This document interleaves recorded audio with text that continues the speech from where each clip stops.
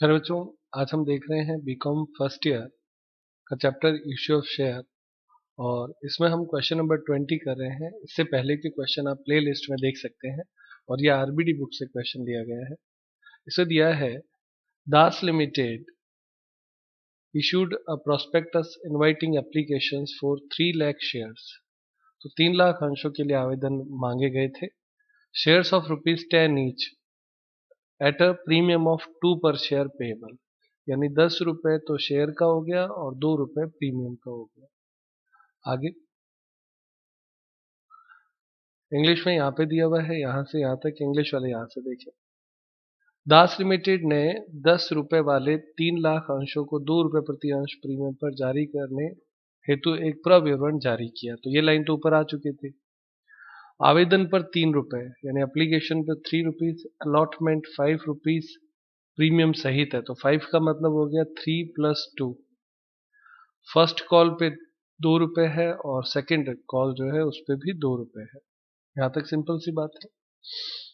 3 3 2 और 2 10 हो गए, 2 रुपए प्रीमियम का हो गया। आगे 4,50,000 अंशों के लिए आवेदन पत्र प्राप्त हुए। तो शेयर तो 3 लाख थे, जबकि 4,50,000 अंशों को क्रय करने के लिए आवेदन आए। 3,60,000 अंशों के आवेदकों को यथानुपात बंटन कर दिया गया, बाकी अंशों को आवेदक को मना कर दिया गया।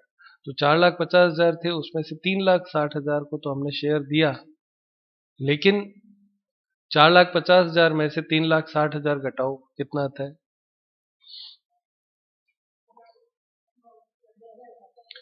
तो 90,000 अंशों का जो एप्लीकेशन था वो लौटा दिया, रिटर्न कर दिया। ठीक है, ये बात भी।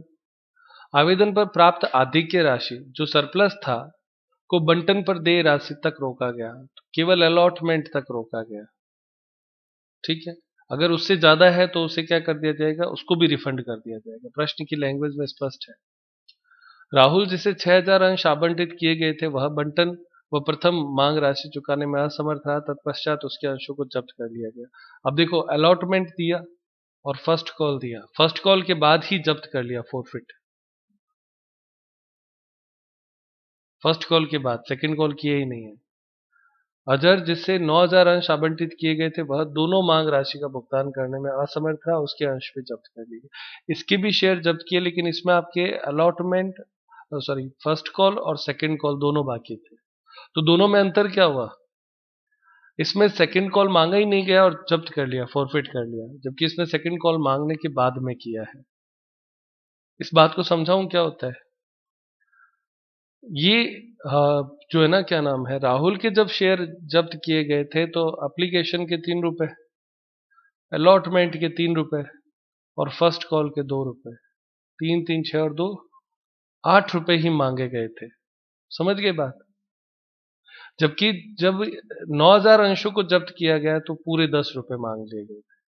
तो जो हम लिखते हैं ना जब्त वाली एंट्री में, equity share application account DR, capital DR करते हैं, equity share capital account DR करते हैं ना, तो जब ये एंट्री करेंगे तो 8 रुपए लिखे जाएंगे और जब ये एंट्री करेंगे तो 10 रुपए। तो दो अलग अलग एंट्रियां होंगी दोनों जब्त के लिए। ठीक है, ये बात, दोनों जब्त के लिए अलग अलग एंट्री की जाएगी। क्यों? क्योंकि इसको फर्स्ट कॉल के बाद में जब्त कर लिया और इसको सेकंड कॉल के बाद में जब्त किया है। इंपॉर्टेंट है ना ये बात? प्रश्न की लैंग्वेज में समझ में आ रही? अब आगे देखो। ये सभी अंश अजय को पूर्ण प्रदत्त मानते हुए, यहाँ पे देखो लिखा है पूर्ण प्रदत्त मानते हुए, 9 रुपए प्रति अंश के हिसाब से रीइश्यू कर दिए गए। सारे शेयर रीइश्यू कर दिए गए थे। सारे शेयर रीइश्यू कर देता है तो वो आसान हो जाता है, क्योंकि जो फॉरफिट का बैलेंस बचता है वो सीधा कैपिटल रिजर्व में ट्रांसफर करना होता है, क्योंकि सारे ही शेयर रीइश्यू कर दिए गए। बैलेंस शीट का टोटल दे रखा है, शेयर फॉरफिटेड ट्रांसफर्ड कितना किया गया है? 60,600। ये आंसर दिए हुए हैं। क्वेश्चन एक बार आप वापस जरूर रीड कर सकते हैं, क्वेश्चन को बैक लेके पूरा क्वेश्चन रीड कर ले और स्क्रीनशॉट लेके रख ले। स्टार्ट करते हैं सॉल्यूशन बच्चों। करे बच्चों, क्वेश्चन नंबर 20 का सॉल्यूशन स्टार्ट करते हैं। उससे पहले मैं आपको बता दूं कि मैंने क्वेश्चन को शॉर्ट फॉर्म में लिख लिया है। एप्लीकेशन रिसीव्ड लिखा 4,50,000 जो कि अपने को मिला था, जिसमें से 90,000 को हमने लौटा दिया वापस, शेयर टोटल हैं 3 लाख के, एप्लीकेशन 3 रुपए, अलॉटमेंट 3+2, फर्स्ट कॉल 2 रुपए और सेकंड कॉल 2 रुपए, टोटल 10+2। ये गणित हो गई। राहुल और अजहर दो के बाकी थे, एरियर था, तो राहुल का अलॉटमेंट और फर्स्ट कॉल बाकी था, उसके बाद में इसका फॉरफिट कर लिया था, तो इसलिए सेकंड कॉल बाकी हो ही नहीं सकता। अजहर के 9,000 और 9,000 बाकी थे किस पे, फर्स्ट कॉल के और सेकंड कॉल के, तो ये हमें एरियर लिखना है। फिर उसके बाद में री इश्यू, सारे शेयर री इश्यू कर दिए गए थे, तो सारे शेयर कितने हो गए, 9,000 और 6,000 कितना होता है, 15,000 शेयर 9 रुपए फुल्ली पेड मानते हुए प्रश्न में कहा गया है कि री इश्यू कर दिए गए थे। ये आपका क्वेश्चन हो गया। सॉल्यूशन स्टार्ट करते हैं इसका। फिर बच्चों स्टार्ट करते हैं।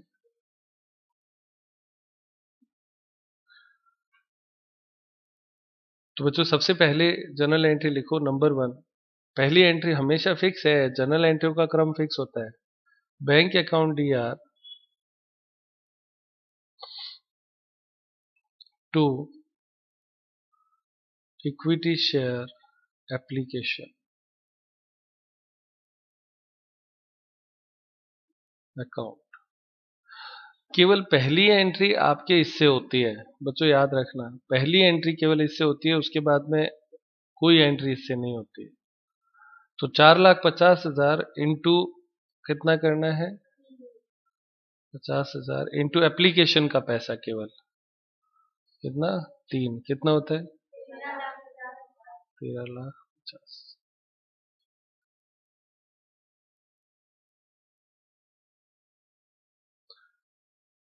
नंबर 2 सेकंड एंट्री, ये हुआ रिसीव्ड की एंट्री है ना, नरेशन लिख दो रिसीव्ड। क्या रिसीव्ड फुल लिखना चाहे तो application money received. Number 2 general entry,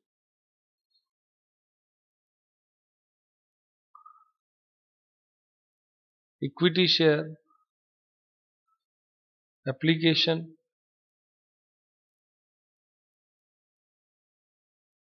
account DR to equity share capital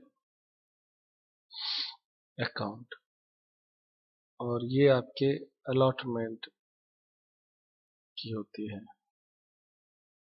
allotment of share and transfer. और ये जो जनरल एंट्री है वो जितने शेयर है उससे होगी, तो 3 लाख शेयर हैं और 3 रुपए से, जिसको हम कैपिटल की एंट्री बोलते हैं, 9 लाख। कोई दिक्कत है रोज? जैसे जैसे आप एंट्री करते जाते हो आपके नंबर पक्के होते जाते हैं। अगर मान लो ये 20 नंबर का सवाल है तो 2-2 नंबर पक्के होते जाते हैं, 10 एंट्रियां हैं। नंबर 3 लौटाने की, तो प्रश्न में हमें सीधा बता रखा है कि 90,000 अंशों का पैसा लौटा दिया गया, ऐसा सीधा बता रखा है। हमेशा सीधा नहीं बताता, कैलकुलेट करना पड़ता है। तो लिखे रिटर्न की, पहली एंट्री होती है ना उसकी जस्ट अपोजिट होती है रिटर्न की एंट्री, पहली की अपोजिट होती है ना रिटर्न की एंट्री। तो देखो क्या है पहली, equity share application account DR to, क्या हो जाएगा, to bank, to bank account return या रिफंड, दोनों में से कोई भी शब्द लिख सकते हैं।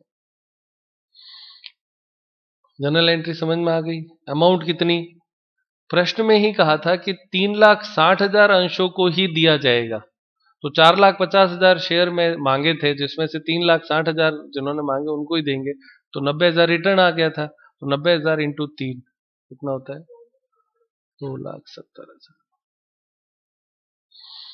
2,70,000। कोई दिक्कत प्यारे बच्चों? नंबर 4 एंट्री अलॉटमेंट ड्यू की। ड्यू तो अलॉटमेंट ड्यू करने के लिए लिखेंगे इक्विटी शेयर अलॉटमेंट अकाउंट दिया।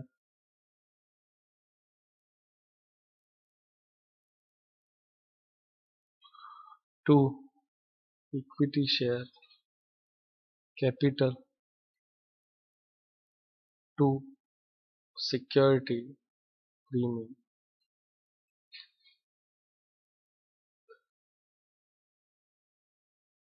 तो कितने शेयर हैं? 3 लाख। तो 3 लाख शेयर हैं, अलॉटमेंट 3 रुपए और 3 लाख शेयर हैं, प्रीमियम 2 रुपए। तो 9 लाख और 6 लाख और यहाँ पे आ जाएगा 15 लाख। सही है, ये ड्यू की है। हाँ प्यारे बच्चों, तो देखें ये आपके अलॉटमेंट ड्यू करने की जनरल एंट्री हो गई है।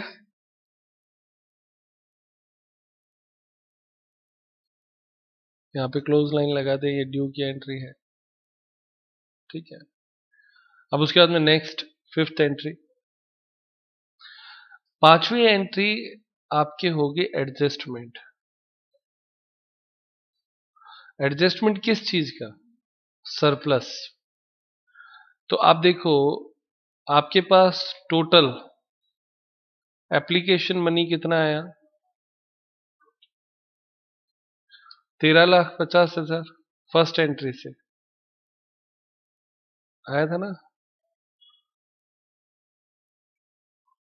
उसमें से लेस रिटर्न, रिटर्न आपने किया 2,70,000 और लेस इक्विटी शेयर कैपिटल, उसमें कितना ट्रांसफर किया? ऊपर वाली एंट्री थी ना, 9 लाख। यानी ये भी हम काम में ले चुके हैं, ये भी हम मतलब लौटा चुके हैं 13,50,000। तो अब कितना बचा? वो आपके कहलाता है सरप्लस, 1,80,000। कोई दिक्कत है बच्चों? तो ये जो सरप्लस आपके पास अभी भी बचा हुआ है एप्लीकेशन के पैसे में, समझ में आ रहा है क्या बात है? ये एप्लीकेशन पे हमें 13,50,000 रुपए मिले, जिसमें से 2,70,000 लौटा दिए और 9 लाख हमने इक्विटी शेयर कैपिटल में ट्रांसफर कर दिए। तो अब बचे 1,80,000। ये एप्लीकेशन का पैसा किस में ट्रांसफर हो जाएगा? अलॉटमेंट में। तो लिखें यहां पर adjustment entry equity share, adjustment entry equity share application account DR to equity share allotment, और अमाउंट हो जाएगी 1,80,000। सारी की सारी हम यहां पे ही लिखेंगे। आप देखो, क्योंकि अलॉटमेंट कितना है? 15 लाख है, समझ रहे हो? तो 15 लाख में से 1,80,000 आराम से एडजस्ट हो सकता है। सही है ना? तो सारा एडजस्ट हो गया। एडजस्टमेंट एंट्री समझ में आ गई बच्चों? तो यहाँ पे अमाउंट कैसे आई वो भी मैंने लिख दिया और आपकी जनरल एंट्री भी हो गई। और इसका नरेशन पता है क्या लिखा जाता है? Application money adjusted with allotment. सही है ना? अब आप चाहे तो एडजस्टमेंट शब्द लिख सकते हो, चाहे तो ट्रांसफर्ड भी लिख सकते हो। Application money transferred to the, क्या लिखेंगे? अलॉटमेंट। कोई दिक्कत है बच्चों? समझ में आता है? अब बैंक की एंट्री होगी। तो छठी एंट्री आपके लिखे बैंक के लिए, अलॉटमेंट के लिए। तो bank account DR to equity share allotment account received.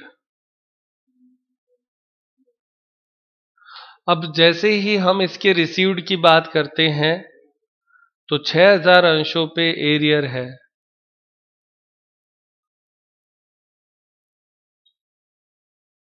तो 6000 का एरियर कैसे निकालेंगे उसको सीखो।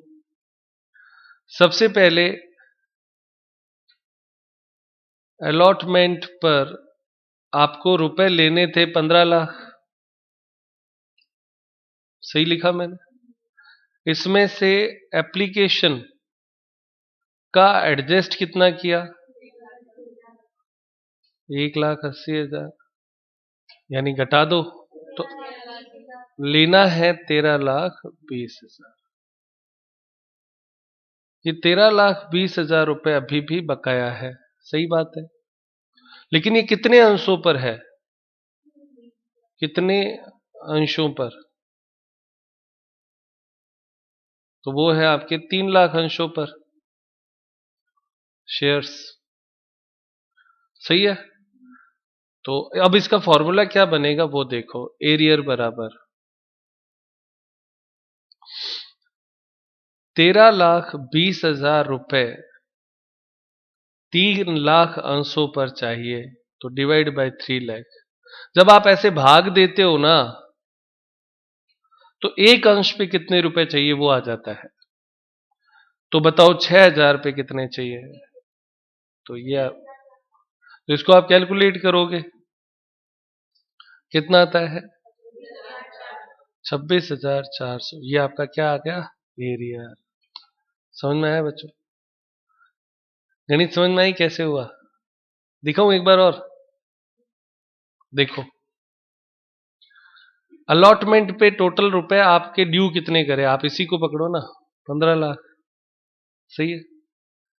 उसमें से आपने कहा कि सर एप्लीकेशन का हमारे पास 1,80,000 रुपए ज्यादा आया हुआ है, वो घटा दिया। तो इसका मतलब अब आपको कितने लेने हैं?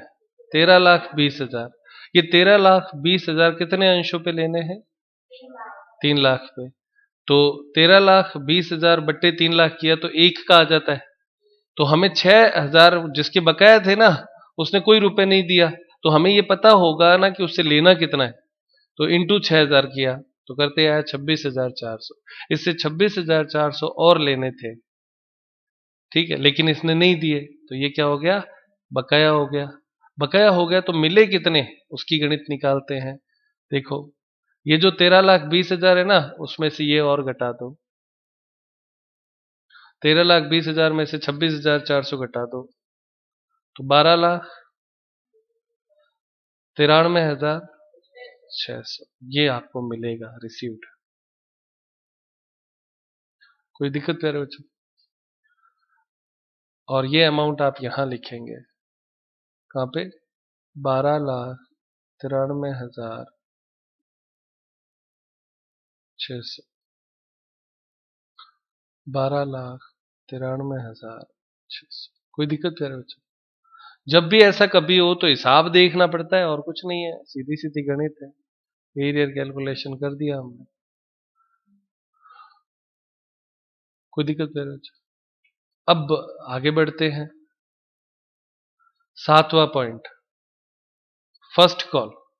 अब सीधा सीधा सवाल है, क्योंकि आधिक्य तो एडजस्ट हो गया ना। आधिक्य सारा सरप्लस जो था वो सारा एडजस्ट हो गया, तो अब सीधा फर्स्ट कॉल ड्यू की एंट्री लिखो। तो फर्स्ट कॉल ड्यू की एंट्री होती है equity share first call account DR to equity share capital. Due का मतलब ही कैपिटल वाली एंट्री है ना। कितने शेयर थे? 3 लाख शेयर थे, और कितने रुपए? 2 रुपए। 6 लाख रुपए ड्यू कर दो, और क्लोजिंग कर दो इसकी। उसके बाद में 8वीं एंट्री रिसीव्ड की।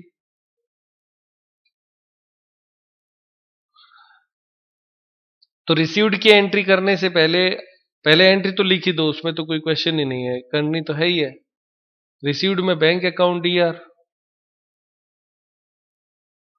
To equity share first call. अब ये अमाउंट कितनी होगी उसके लिए एरियर निकालना पड़ेगा, सही है। अब आपके एरियर में एक तो है राहुल और एक दूसरा अजहर का ए, तो इसके 6000 शेयर कितने रुपए, 2 रुपए से कितना, 12000, और इसके 9000 शेयर 2 रुपए से 18000, तो टोटल बकाया 30000। कोई दिक्कत प्यारे बच्चों? तो मिलेगा कितना, तो 6 लाख मांगा था, 30,000 बकाया है, तो मिलेगा कितना, 5,70,000। सीधा सीधा, इसमें कोई आधिक्य है ही नहीं, कोई सरप्लस है ही नहीं, कोई एडजस्टमेंट है ही नहीं, तो सीधा सीधा गणित आएगा। Next entry 9 number entry, forfeited.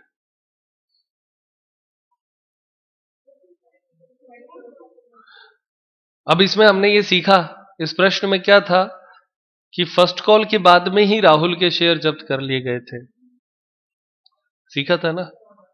देखो मैं यहां बताता हूं आपको, हमने लिखा है राहुल के शेयर यहां पे जब्त ही कर लिए थे सेकंड कॉल करने से पहले ही, सही है ना। तो अपने को याद सारा सवाल रखना पड़ता है, ठीक है। तो फोरफिट की एंट्री करो, equity share capital account D R. अब इसका प्रीमियम बाकी है या नहीं है, इसकी भी जांच हमें करनी पड़ेगी। फिर बच्चों इसमें आप ये देखो, मैं आपको इसकी बेसिक गणित समझाता हूं। जनरल एंट्री तो आप लिख दो यहां पे, सिक्योरिटी प्रीमियम अकाउंट डीआर, यहां पे मैं शब्द लिख रहा हूं बकाया। अगर बकाया होगा तो लिख देना, नहीं तो नील कर देना, जनरल एंट्री में तो डरने की बात ही नहीं है। Two equity share allotment account, two first call account, और to share forfeited account. General entry में कभी डरा मत करो, ये तो फिक्स है, लिखनी है। अमाउंट कितनी आएगी मेन तो ये होता है प्रश्न, तो अमाउंट सीखते हैं, आराम से देखेंगे, घबराने की जरूरत नहीं है, अपने पास टाइम है बहुत। अभी एंट्रीज बाकी है ना काफी।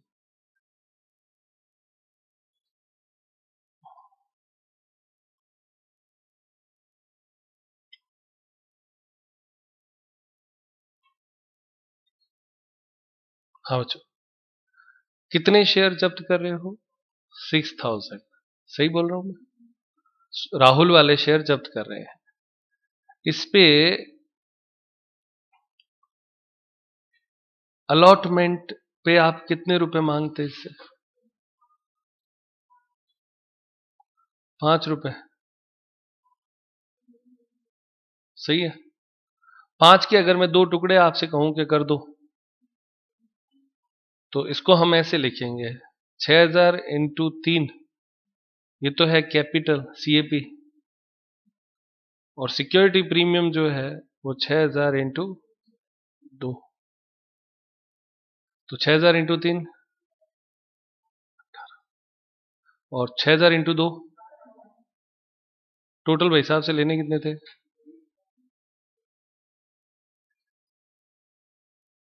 ठीक है। बकाया कितना था, ऊपर निकाला था हमने एरियर इसका, अलॉटमेंट का एरियर कितना था, 26,000 निकाला था ना। ये देखो मैं दिखा देता हूं, ये रहा 26,400, 26,400 ये बकाया था। अब 26,400 की बात करते हैं तो देखो 18,000 तो ये बाकी है, और प्रीमियम भी पूरा नहीं दिया, क्यों, क्योंकि टोटल 30,000 लेने थे, 30,000 में से 26,000 बाकी है, इसका मतलब दिया कितना,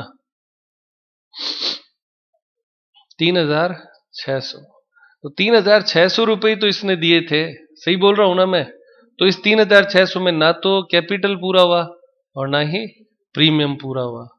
क्लियर? इसका मतलब क्या हुआ कि प्रीमियम बकाया है। अब आप कहोगे सर कितना बकाया है, तो फिर पूरा ही बकाया माना जाता है।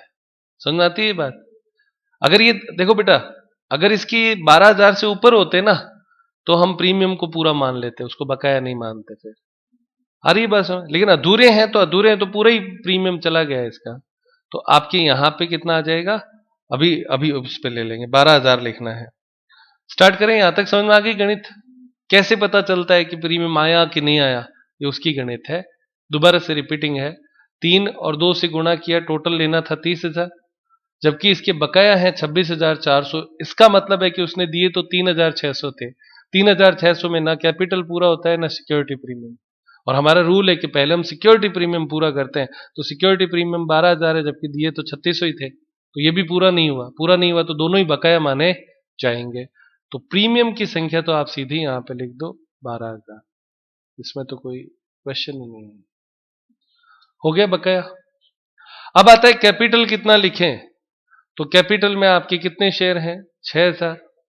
और कितने रुपए मांगे फर्स्ट कॉल तक?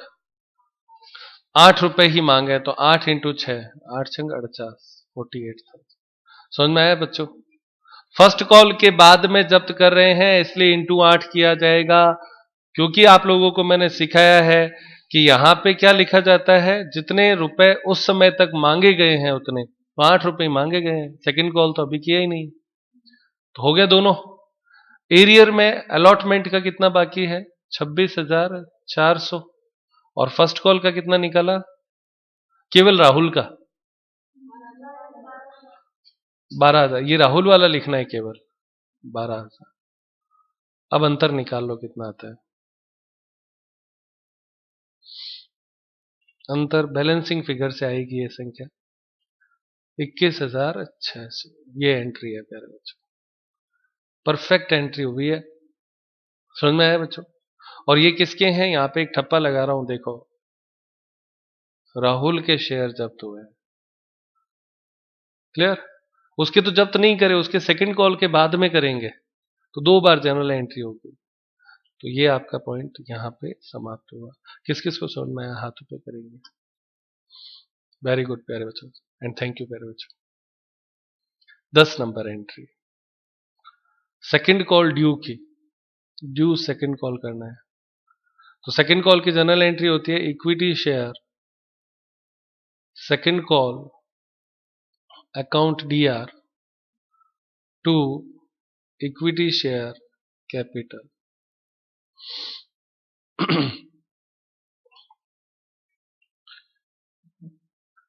सही है? तो ड्यू कितने का करना है? शेयर कितने हैं? 3 लाख में से राहुल के कितने थे? 6,000। तो घटाओ, 3 लाख शेयर थे, हाँ बोलो। इसमें से 6,000 राहुल के ऊपर जब्त करके आए हो, तो पीछे कितने बचे? 2,94,000। तो ड्यू सब पे राहुल वाले को छोड़ के ही करोगे ड्यू, तो 2,94,000 इंटू 2 रुपए कितना होता है? 5,88,000। है ना? ये भी इंपॉर्टेंट पॉइंट। 5,88,000। चिड़ी उड़ कागला उड़ नहीं करना है, मतलब ये हर बार ऐसे ही करते हैं, ऐसा नहीं है। यहां पे शेयर जब्त हो चुके हैं 6,000 के, है ना? तो जब्त हो चुके हैं, तो इन पे ड्यू करना नहीं है, केवल रिमेनिंग पे ड्यू करना है। हो गया बच्चों? चलो, ड्यू करने की एंट्री समाप्त। अब रिसीव्ड की एंट्री करनी है। रिसीव्ड किसका है? Second call. तो 11वीं एंट्री लिखें रिसीव्ड की। Bank account DR to equity share second call. और इसमें एरियर निकालना पड़ेगा पहले। एरियर किसका? अजर का। कितना? 9,000 शेयर। कितने रुपए बाकी? 2 रुपए। तो कितना हो गया? 18,000। तो रिसीव्ड होगा कितना? 5,88,000 मांगे थे, उसमें से 18,000 घटा दो, तो 5,88,000 ड्यू किया। उसमें से 18,000 एरियर है, तो 5,70,000 से यह एंट्री हो गई। 5,70,000। अच्छा है सर। चलो, अब ये भी हो गया। अब अजहर के शेयर भी फॉरफिट करेंगे, सही है ना? तो अगली एंट्री लिखो 12 नंबर, फॉरफिट।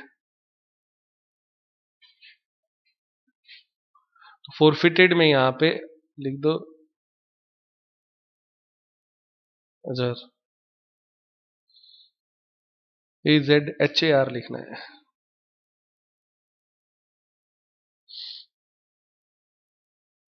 तो अजहर के शेयर जब्त करेंगे। इसके कितने शेयर हैं?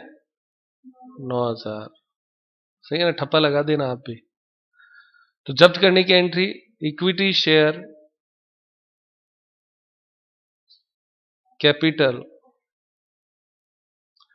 Account DR to first call to second call और टू शेयर फॉरफिटेड। इसमें फर्स्ट कॉल और सेकंड कॉल ही एरियर था केवल, सही है ना? अलॉटमेंट तो इसने दे दिया था, और अलॉटमेंट दे देता है इसका मतलब ये होता है कि उसने प्रीमियम भी दे रखा है, तो सीधी सीधी एंट्री होगी। कैपिटल में यहां पे इसके 9,000 शेयर है ना, तो 9,000 इंटू 10, क्योंकि इस बार पूरे 10 रुपए मांग लिए, तो कितना हो जाएगा? 90,000। बकाया पहले में कितना था? 18,000। दूसरे में 18,000। तो फॉरफिट कितना आएगा बैलेंसिंग फिगर से?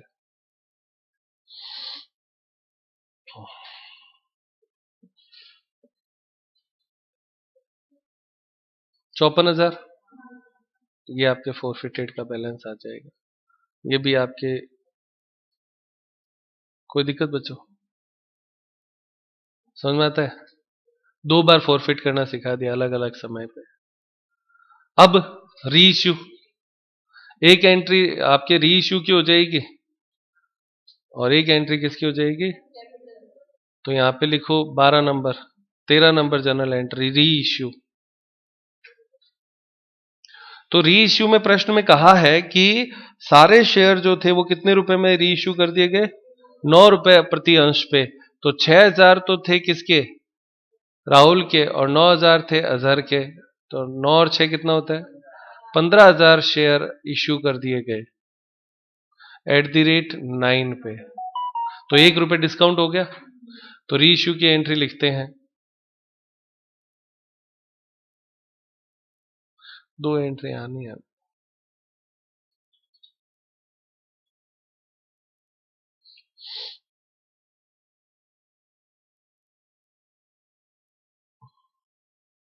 क्या एंट्री होती है? Bank account DR, bank account DR। तो इसमें आप लिख दो 15,000 इंटू 9, 2। अच्छा, डिस्काउंट है इसमें 1 रुपए का, तो उसको लिखते हैं शेयर फॉरफिटेड, ब्रैकेट में डिस्काउंट और बैलेंसिंग फिगर, और 2 इक्विटी शेयर कैपिटल।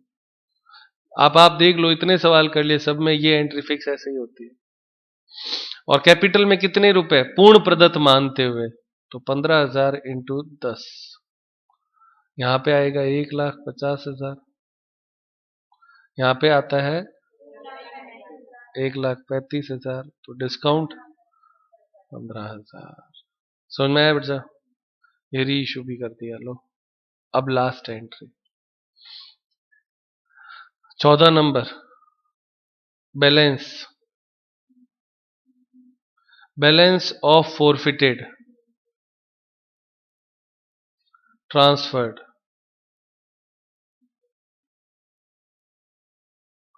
तो बैलेंस ट्रांसफर करना है, तो देखो पहले एक बार फॉरफिट है कितना, देखो बच्चों। यहां पे था 21,600, जोड़ो एक बार। और यहां पे बैलेंस कितना आया? 54,000। तो दोनों जोड़े तो कितना हुआ? 75,000 हुआ। 75,600, 75,600 में से 15,000 यहाँ पे यूज कर लिया। भाई वो दोनों क्या थे? सीआर थे। ये क्या है? डीआर है, तो डिफरेंस आ जाएगा।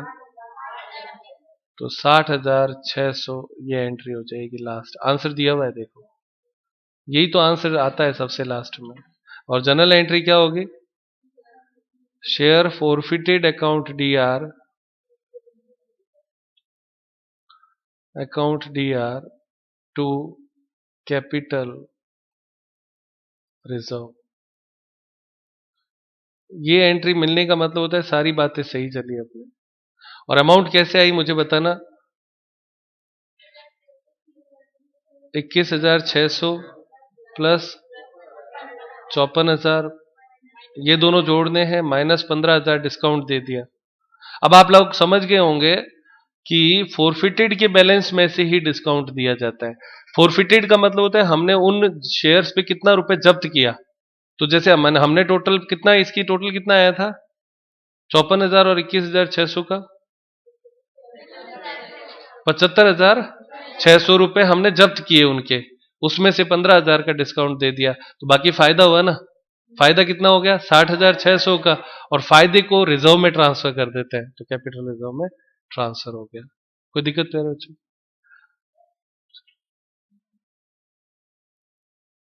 हाँ बच्चों, हेडिंग लिख दो बैलेंस शीट। तो बैलेंस शीट में सबसे पहले आप लिखो number 1 equity share capital. 3 lakh share थे, 10 रुपए से 30 लाख। कोई दिक्कत बच्चों इसमें? Number 2 security premium. तो सिक्योरिटी प्रीमियम आपने पहले सीआर कितने से किया, अमाउंट देख के बताओ जनरल एंट्री में। मैं ऊपर लिख के दिखाऊंगा तो स्क्रीन हिलता ज्यादा है बच्चों। 6 लाख। और डीआर कितने से किया? 12,000 से। तो बैलेंस कितना हो गया? 5,88,000। आप समझ में आ रहा है कि जनरल एंट्री से बैलेंस शीट कैसे बनती है? डीआर सीआर का अंतर निकालो। और शेयर फोरफिटेड कैपिटल रिजर्व कितना आया? तीसरा कैपिटल रिजर्व 60,600। बस टोटल लगा लो, 3 चीजें आएंगी। जल्दी बोलो, लेट हो रही है आप लोगों को। 36 लाख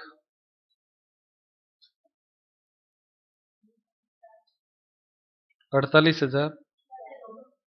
आंसर दिया हुआ है। इधर इस तरफ केवल एक ही एंट्री आएगी, वो आएगी कैश और बैंक। अब आप चाहे कैश लिख दो चाहे बैंक लिख दो।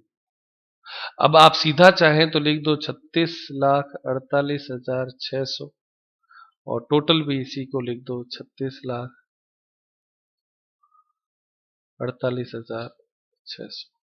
और आप कहते हो कि नहीं सर हमें बताओ कैसे आता है, तो वर्किंग नोट बना लो इसका। आसान है। आपने बैंक लिखा है ना, डीआर कितनी बार किया है बैंक को और सीआर कितनी बार किया है वो बता दो। तो आप कहेंगे सर हमने तो हर बार डीआर ही किया, एक बार सीआर किया था लौटाने का, तो वो तो मैं लिख देता हूं 2,70,000 टू बैंक। बाकी संख्या एप्लीकेशन पे कितना पैसा आया? 13,50। अगला नंबर 2 अलॉटमेंट पे 9 लाख। बैंक बोल रहे हो ना? चलो तीसरा 9 लाख कहां से था? दोबारा से 13,50,000 एक आया। हाँ, अलॉटमेंट पे कितना आया? 12,93,000 था। 12,93,600। बैंक बोलना है केवल। 5,70,000 और चौथा 5,70,000। बहुत अच्छे। बैंक की 4 एंट्रियों की इसकी टोटल लगाओ, इधर इसकी टोटल लगाओ 2,70,000। ये मैं कर देता हूं, इसमें से इसको घटा देना तो यहां पे बैलेंस आ जाएगा। टोटल बताना इसकी कितनी आता है? गलत है। एक आपने शेयर री इश्यू भी तो लिखना है, उसमें भी तो बैंक आया था री इशू वाला। 1,35,000, 1,35,000। अब टोटल लगा लो, 39,18,600। इसमें से ये 270 घटाओ, 36,48,600 आना चाहिए। आता है ना? समझ में आया सवाल? जर्नल एंट्री यदि किसी व्यक्ति को सही से आती है तो उसकी बैलेंस शीट बन जाती है। यह आंसर भी मैंने आपको निकाल के बता दिया, डीआर सीआर के बैलेंस से निकाला है, और ये रही बैलेंस शीट। आज का क्लास यहीं समाप्त करते हैं प्यारे बच्चों। इंपॉर्टेंट सवाल है, इसको जरूर 2 बार 3 बार करना।